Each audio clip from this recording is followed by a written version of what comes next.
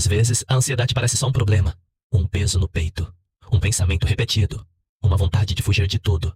Mas existe uma parte dela que muita gente não percebe. Antes de ser sofrimento, a ansiedade é um sistema de proteção. Ela nasceu para tentar prever perigo, para preparar o corpo, para evitar dor.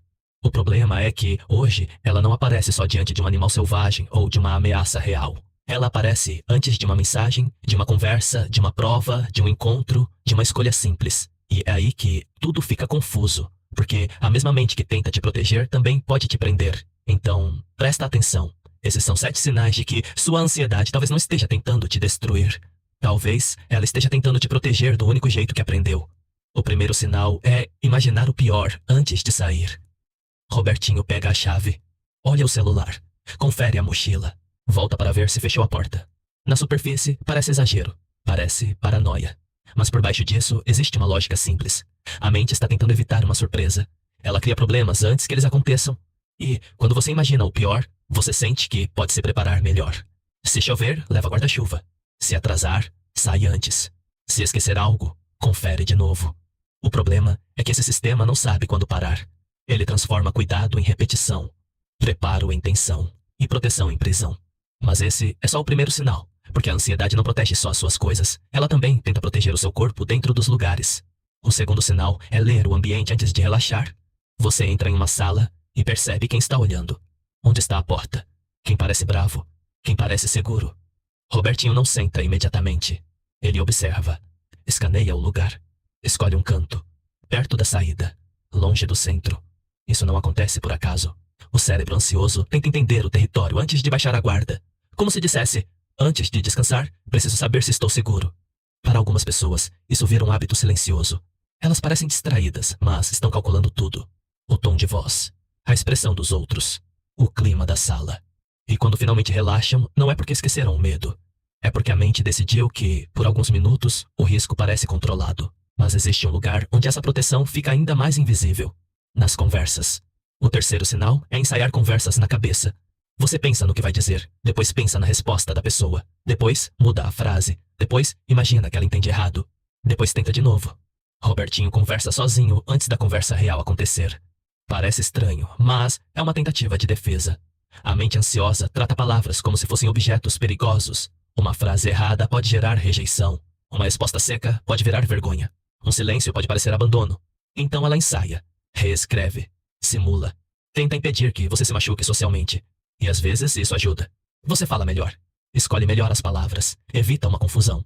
Mas quando isso vira regra, você começa a viver mais conversas imaginárias do que conversas reais.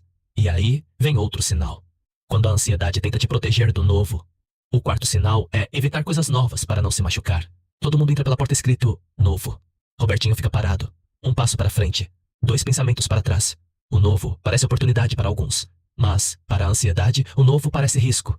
Novo lugar, nova pessoa, nova rotina, nova chance de errar. Então a mente prefere o conhecido, mesmo quando o conhecido não é bom. Porque o familiar dói menos do que o imprevisível. Essa é uma das viradas mais importantes. Às vezes, você não está sem coragem. Você está preso em uma estratégia antiga de sobrevivência. Seu cérebro aprendeu que controlar o ambiente reduz dor. Então, ele tenta te manter onde já sabe sofrer. Não porque quer acabar com sua vida, mas porque acha que está salvando você. E essa proteção não fica só nos pensamentos, ela aparece no corpo. O quinto sinal é seu corpo avisar antes da sua mente. O coração acelera, o estômago fecha, a mão sua, o ombro trava. E, quando perguntam o que aconteceu, você nem sabe explicar. Robertinho está sentado em uma sala normal, mas o corpo dele age como se alguma coisa estivesse errada. Isso acontece porque ansiedade não é só pensamento, é alarme físico. O corpo recebe o sinal antes da mente conseguir traduzir. Às vezes você pensa, está tudo bem. Mas o corpo responde, tem algo perigoso aqui. Pode ser uma memória, um padrão, uma experiência antiga, um detalhe pequeno que você nem percebeu conscientemente. O corpo tenta te proteger acelerando, preparando fuga, preparando defesa.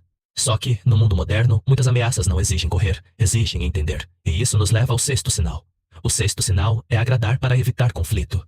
Robertinho diz, tudo bem quando não está tudo bem, aceita o favor, ri da piada, concorda para não criar clima. Na superfície, parece gentileza, mas, muitas vezes, é proteção. A mente ansiosa aprendeu que conflito pode ser perigoso. Se alguém fica bravo, você pode ser rejeitado. Se você diz não, pode perder amor. Se coloca limite, pode virar problema. Então, ela escolhe agradar, porque agradar parece mais seguro do que confrontar. Só que existe um preço. Cada sim que trai você mesmo vira uma dívida emocional. Você mantém a paz fora, mas cria guerra dentro. E essa é a parte que quase ninguém vê. Muita gente não é boazinha por natureza. Está apenas tentando não ser abandonada. E quando nem agradar parece suficiente, vem o último sinal. O sétimo sinal é tentar controlar tudo para não ser pego de surpresa.